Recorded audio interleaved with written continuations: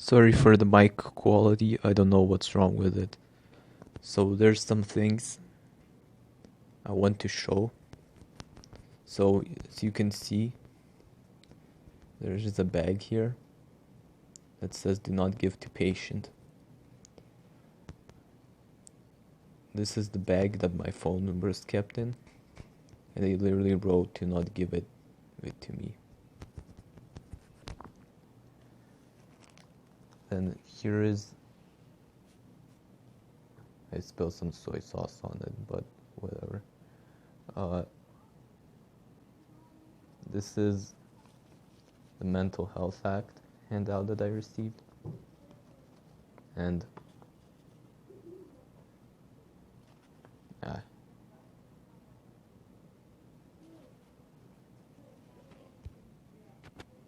trying to make it visible.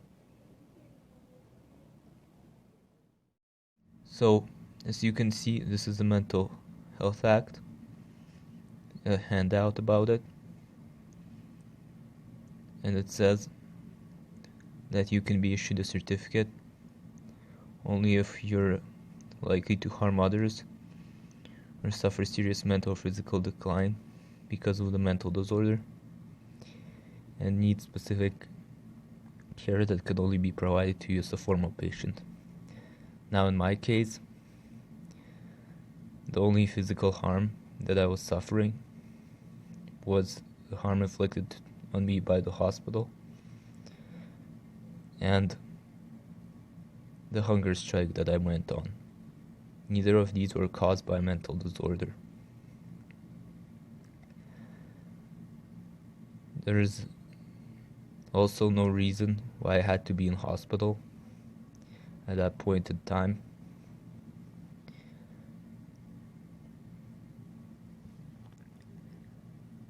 The thing is,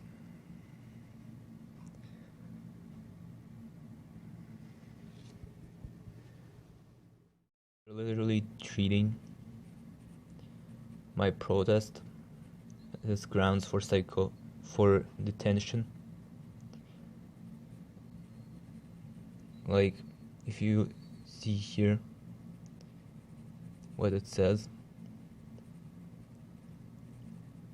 there is a bunch of misinterpretation and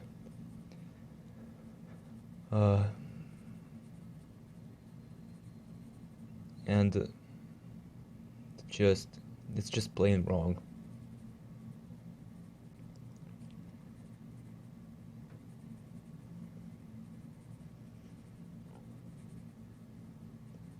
So first, right off the bat, it says that they failed to implement community treatment order, which is what I was supposed to be given.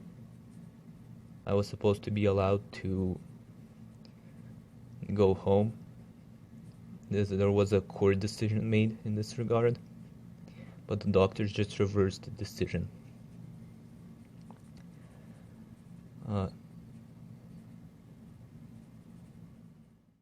What it says at the bottom, it literally says that I wish to leave immediately, and this is the grounds for them detaining me here.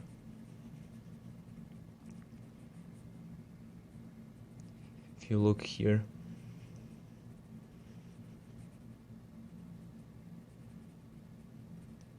it says some of the things I was doing.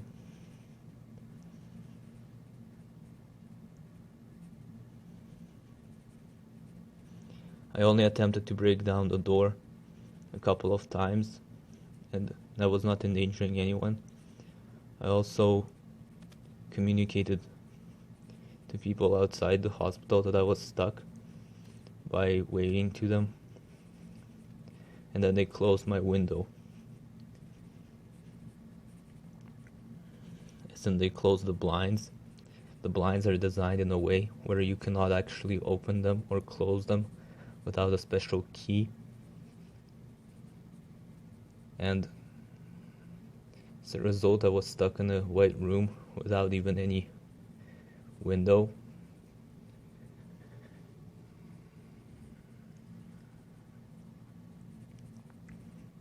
The doctor also made up that I have voices telling me that medicine is poison. While I did have a voice at one point, it's never told me anything negative, and it definitely did not tell me that medicine is poison. The only reason I refuse medication is because I already had taken the necessary medication. In fact, they promised to let me out in return for taking this medication. They never did. So here's another certificate. When I have 2 of those, I'm legally bound to stay in hospital. I think that is wrong. This doctor that gave me this certificate, I've never even met, and they're making judgments on me. They're also, again, writing down attempts to escape as literally their only reason for detaining me.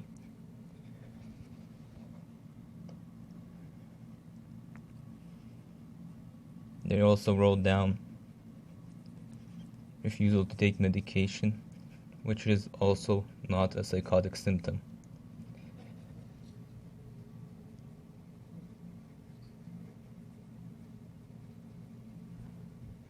They wrote down paranoid ideation, which is false. And they also wrote down that I was pacing in my room, which is just because I was thinking and not anything to do with psychosis. So this is the room I'm in right now. Peter Lloyd Clinic is a lot nicer than, Foothills Hospital. They actually have their own, each person actually has their own bathroom.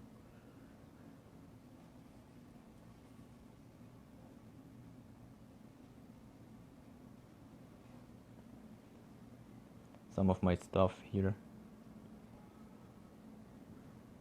including the notebook that I wrote everything down in.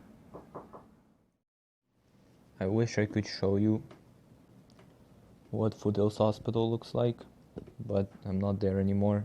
And in Foothills Hospital, they specifically prohibit recording, so I was not able to even take a picture of the shower. If I had my phone, I would have tried to, but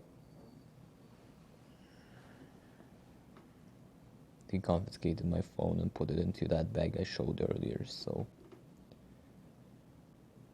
yeah.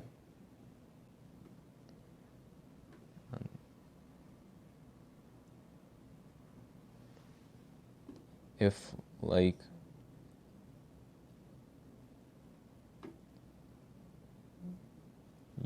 a journalist or something, could you please tell them to investigate Foothills Hospital?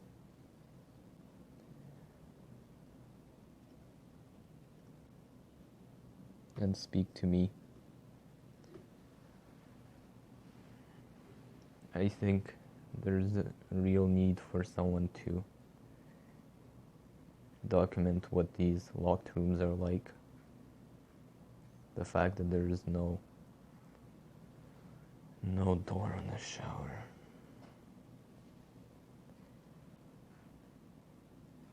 Yeah. It would be best if something like that could happen.